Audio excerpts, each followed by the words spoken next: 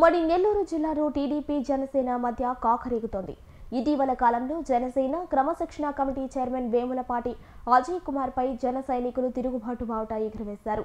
ఇదిలా జరుగుతుండగానే Venkatagiri Janasena incharge Venkateswarlu Srikalahasti MLA బోజల Sudheer రెడ్డిని వెంటనే సస్పెండ్ చేయాలని ఓ సోషల్ మీడియాలో పోస్ట్ పెట్టారు. ఈ పోస్టుతో టీడీపీలో కాకర తగిలింది. వెంకటేశ్వర్లను పోలీసులు అదుపులోకి తీసుకున్నారు, విడుదల చేశారు.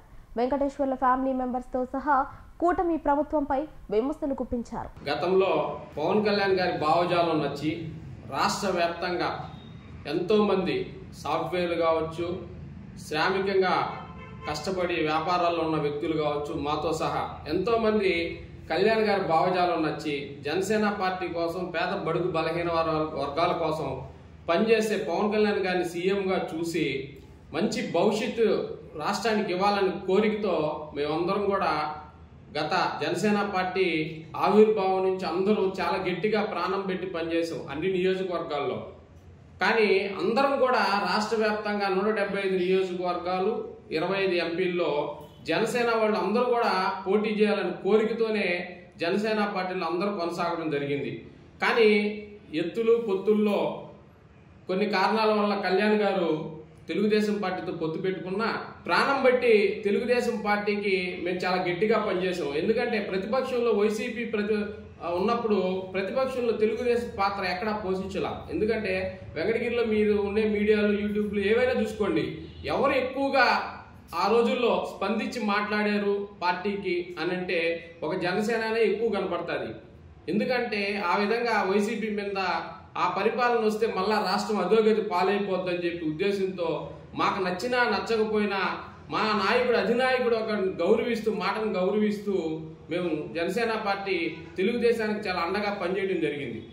కానీ ఎప్పుడైతే అధికారంలోకి వచ్చిందో ఫస్ట్ నుంచి పనిచేసిన మమ్మల్ని అందరూ ఎలక్షన్ టైంలో మమ్మల్ని పక్కన పెట్టుకొని ఎలక్షన్ అయిపోయిన తర్వాత రాష్ట్ర వ్యాప్తంగా జనసేన సెకండ్ క్యాడర్ ఏదైతే ఉందో, ఫస్ట్ క్యాడర్ ఉందో ఏదైతే ఉందో వాళ్ళందరినీ చాలా రకాలుగా ఇబ్బందులకు గురి చేస్తున్నారు.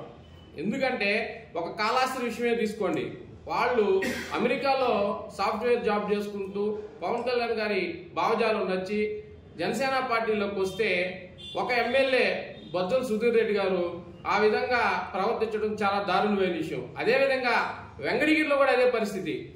జనసేన అంటే గూడూరు వెంకటేశ్వర్లు అంటే జనసేన అనే ఇదిలో మేము కూడా టికెట్ రేస్లో ఉన్నాం. కానీ ఏదో ఏ రోజు నువ్వు ప్రతిపక్ష పాత్ర పోషించిన వాళ్ళు ఒక కమ్యూనిటీ పరంగా నీకు టికెట్ కేటాయించి ఉండొచ్చు, మేము దానికి కాదంటూలే. కానీ మా ప్రచార రథాలు మమ్మల్ని అన్ని రకాల వాడుకున్నారు తెలుగుదేశం వాళ్ళు. మాకేమన్నా పదవులు వస్తే మీలో మీకు పడటం లేదు, ఇంకొక ఆయన దగ్గర ఫోన్ చేయించండి, మీకు రాష్ట్రంలో ఉండే నాయకుల కాడి నుంచి ఫోన్ చేయించండి ఈ చెప్పటం. అదేవిధంగా ఎవరైతే యాక్టివ్గా ఉన్నాడో ఆ పర్సన్ని నిర్వీర్యం చేసేదానికి సకల విధాలుగా మా ఎమ్మెల్యే గారు అయితే మా అన్న కురుగోల రామకృష్ణ గారు చాలా అద్భుతంగా పనిచేస్తున్నారు. ఎందుకంటే ఒక వ్యక్తిని ఏ విధంగా ఇది చేయాలి, పక్కన వాళ్ళ మాటలు వినేసి మేము కూడా ఒక పార్టీ విధానాలతో కట్టుబడి పనిచేసాం నీ కోసం. ఎందుకు చెప్తున్నా అంటే ఒక బీసీగా నేను ఎంతో కష్టపడి ఒక ఉన్నత స్థాయికి రావాలని జనసేన పార్టీలో చేరి నీ కోసం పనిచేస్తే ఈరోజు మమ్మల్ని అందరినీ పక్కన పారేసి గందరగోళమైన పరిస్థితి ఈరోజు రాష్ట్ర వ్యాప్తంగా జనసేన పార్టీకి ఉంది. కళ్యాణ్ గారు గమనించాలని చెప్పి నేను చెప్తున్నా. జనసేన పార్టీలో ఉండే ముఖ్య నాయకుల్ని, నియోజకవర్గంలో ఉండే అన్ని నాయకుల్ని పిలిచి మీరు తెలుగుదేశంతో సమన్వయం లేకుండా ఈరోజు తెలుగుదేశం పార్టీ జనసేన పార్టీ వాళ్ళని అతలపాతాలని దొక్కేస్తున్నారు. అంటే ఇక్కడ మొదటి కారణం ఏంటంటే ఈ విధంగా చేయడం చాలా దారుణమైన విషయం. ఇంకా వెంకటగిరి ఇప్పుడు మన 16 నెలలు 17 నెలలు అవుతుంది. వెంకటగిరిలో ఎక్కడ చూసినా కానీ రోడ్స్ కానీ అభివృద్ధి కానీ, మన గూడూరు రోడ్డు అయితే ఎంతో మంది గూడూరు రోడ్డు మీద చాలా మంది చాలా రకాలుగా ఇబ్బంది పడుతున్నారు. అప్పుడు ఆనంద రామనారాయణ రెడ్డి గారు రోడ్ల మీద ఒకటి ఇస్తూ చెన్నూరు రోడ్డు 45 కోట్ల రూపాయలతో మేము శాంక్షన్ చేసా ఉన్నారు. మరి ఆ డబ్బులు ఏమయ్యో తెలియట్లే.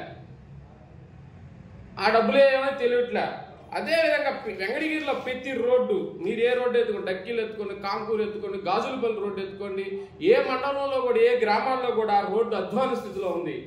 మేము ప్రతిపక్షం పాత్ర పోషించినప్పుడు రోడ్ల మీద ఈ విధంగా కూర్చొని ధర్నాలు చేసాం, గుడ్ మార్నింగ్ సీఎం అని చేసాం.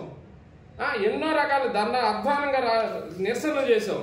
ఇది నాయుడుపేట రోడ్డు మీద అప్పట్లో చేసింది. అంటే రకరకాల ప్రయత్నాలు చేసి మేము అన్ని గుంతల్లో కూర్చొని, ఇదే ఎమ్మెల్యే గారు మేమంతా కూడా గూడూరు రోడ్డు మీద కూర్చొని ధర్నా చేసాం ఎలక్షన్ టైంలో ముందు. కానీ ఈరోజు అధికారంలోకి వచ్చిన తర్వాత ఎక్కడ అభివృద్ధి నామమాత్రం కూడా లేకుండా, రోడ్లు కూడా సరైన పరిస్థితిలో లేకుండా, రోడ్లను కూడా అభివృద్ధి చేయనీయకుండా ఇట్లా నాయకులని ఇట్లా అభివృద్ధిని కుంటుపరుస్తూ కురుగొండ్ల గారు మరి ఎందుకు ఆ విధంగా చేస్తున్నారనేది మాకు అర్థం కావట్లే.